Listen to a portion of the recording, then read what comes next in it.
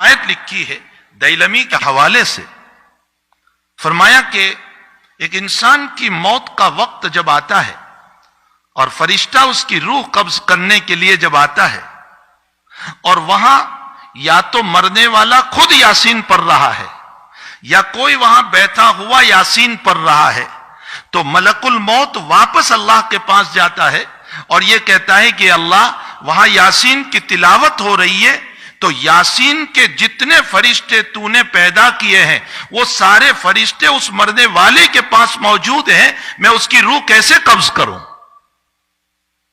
اس کی روح کو میں کیسے قبض کروں؟ وہاں تو سارے فرشتے موجود ہیں۔ تو حدیث شریف میں جناب رسول اللہ صلی اللہ علیہ وسلم نے فرمایا کہ اللہ جنت کا داروغہ، جو جنت کے اندر اللہ تعالیٰ نے بنایا ہے سیکیورٹی گارڈ، اس کا نام رضوان ہے۔ یہ رضوان کو اللہ بھیجتا ہے اس مرنے والے کے پاس اور اس کو جنت کے نظائر بتاتا ہے کہ یہ تیرے لیے تیار ہے، یہ باغ ہے، یہ مکان ہے، یہ چیزیں اللہ نے تیار کر رکھی، اور اخیر میں وہ جملہ کہتا ہے اللہ تیرا منتظر ہے، چل جلدی تو۔ جب یہ جملہ کہا جاتا ہے کہ اللہ تیرے انتظار میں ہے، وہ اپنی روح چھوڑ دیتا ہے۔ یہ یاسین شریف کی برکت ہے۔ حدیث شریف میں آتا ہے کہ موت کے موقع پر اگر یاسین شریف کی تلاوت کی جائے تو روح کے نکلنے میں بہت آسانی پیدا ہو جاتی، سہولت پیدا ہو جاتی۔ اس کی وجہ یہی روایت ہے کہ اس موقع پر فرشتے کی آمد پر رضوان کی آمد ہوتی ہے اور اس کو جنت کی بشارتیں سنائی جاتی ہے، جنت دکھائی جاتی ہے، جس کے نتیجے میں وہ تیار ہو جاتا ہے آخرت کی طرف اور وہ رغبت کرتا ہے آخرت کی طرف۔ تو سورہ یاسین شریف کتنی اہم سورت ہے۔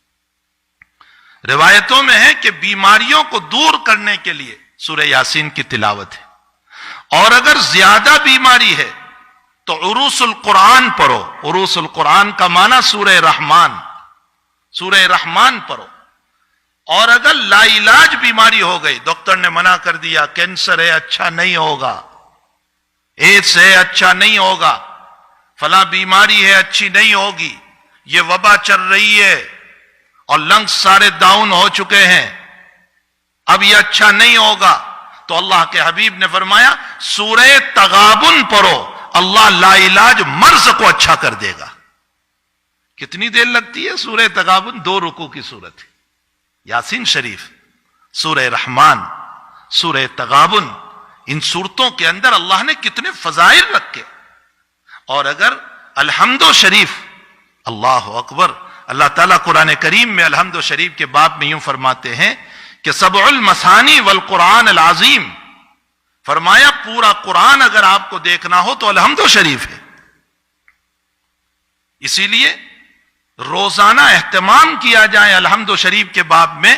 مجدد الفسانی رحمت اللہ علیہ فرماتے ہیں کہ جیسے تیل ہوتا ہے، پیٹرول اور ڈیزل، یوں ڈالو اور بھڑک اٹھتا ہے، فرمایا سورہ فاتحہ وہ ایندھن ہے کہ یوں پڑھو گے اور اللہ تمہیں شفا دے دے گا، بشرطے کہ سچے دل سے پڑھو، یقین ہو اللہ تعالیٰ پر۔ نبی علیہ الصلوۃ والسلام کا معمول گرامی تھا کہ ہر نماز کے بعد، چاہے اس کے بعد سنتیں ہو یا سنتیں نہ ہو، سنتیں ہیں تو سنتوں کے بعد، اور سنت نہیں ہے تو فرض کے بعد، حضرت کا معمول تھا آیت الکرسی پڑھتے تھے ایک مرتبہ، تو آیت الکرسی پڑھی جائے۔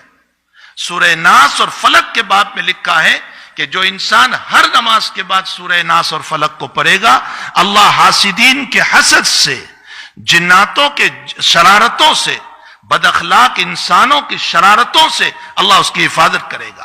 یہ نہیں کہ شرارت دور ہوگی، شرارت تو ہوتی رہتی ہے، لیکن اللہ شرارتوں سے حفاظت کرے گا، اس کو فیک نہیں ہونے دے گا۔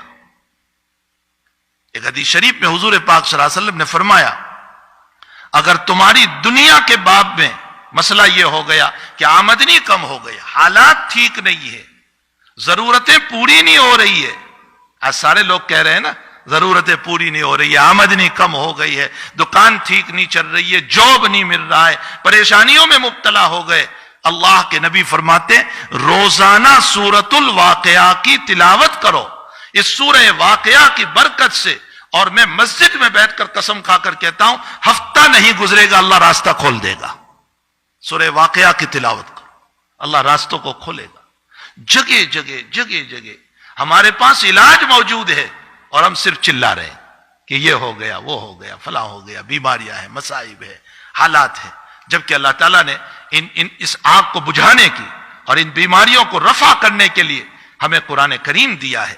ہمیں چاہیے کہ اس عظیم المرتبت قرآن کی روزانہ تلاوت کریں. کم سے کم 1 مرتبہ یاسین شریف روزانہ پڑھنا چاہیے، کم سے کم. اور سورہ کہف کے باب میں ہے، حضور پاک صلی اللہ علیہ وسلم نے فرمایا جو انسان سورہ کہف کی تلاوت کرے گا اللہ دجالی فتنوں سے محفوظ رکھے گا اس کو. اگر دجال آ گیا تو دجالی فتنوں سے محفوظ رکھے گا. چلو آپ کہو گے ہمارے وقت میں دجال کہاں؟ ارے وہ بڑا دجال نہیں، چھوٹے دجال تو ہیں دنیا میں بہت سارے، جو 3 لوگ ہیں، فتنہ کرتے رہتے ہیں، لوگوں کو جو ہے پریشان کرتے رہتے ہیں، حالات میں ڈالتے رہتے ہیں. یہ چھوٹے دجال کا معنی کیا ہے؟ فریب دینا، دھوکہ دینا. یہ لوگ آج تو موجود ہیں.